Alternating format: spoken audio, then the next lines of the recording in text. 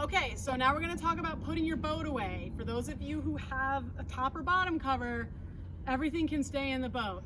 I am not sure what we're doing for people who don't have top and bottom covers, but you might, just for the sake of not having anything stolen, take your stuff home with you. But for now, we're just operating with a cover. First things first, your blades. If you don't have a blade bag, put your boards, your rudder like this, and your dagger board on top of here. Also, you're going to take your baler, and this baler is really tight, and you're going to put it up here, okay?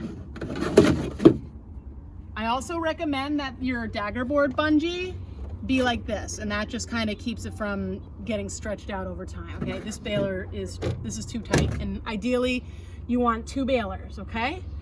Now I'm going to take my main sheet, and you don't have to do this, okay? Because we're not flipping our boats over anymore. But if you want to, just to keep it clean, okay, you can pull this, and you can either clip it to your bow line, or I know some kids like to go, if this is long enough, some kids like to go all the way through and then they just clip it.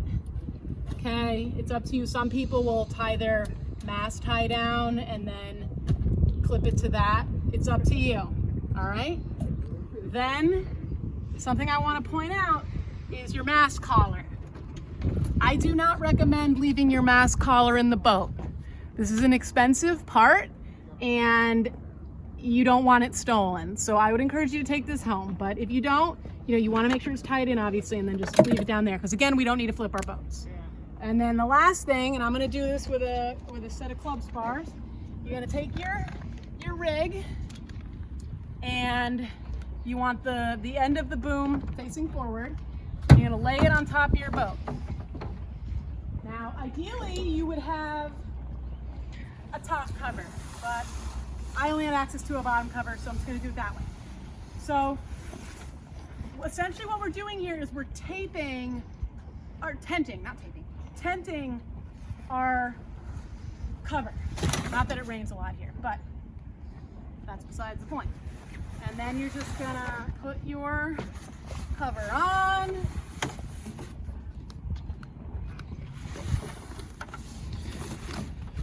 And ideally this would be a top cover.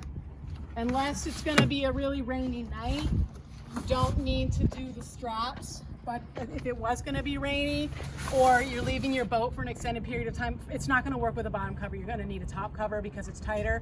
But you would do the straps and you would pull them to tent your boat so that the water doesn't pool, okay? So anyway, just kind of going around, pulling your cover on. It's okay for this to be sticking out. Again, this isn't perfect, but I would definitely recommend having a cover over the top.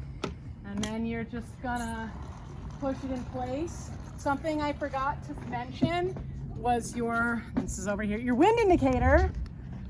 I would recommend taking this home along with your mast collar, but if you don't, you can just hide it in the boat somewhere. You can put it between the airbag and the side of the boat, whatever works for you. I would recommend taking those more expensive things home, and you're good to go.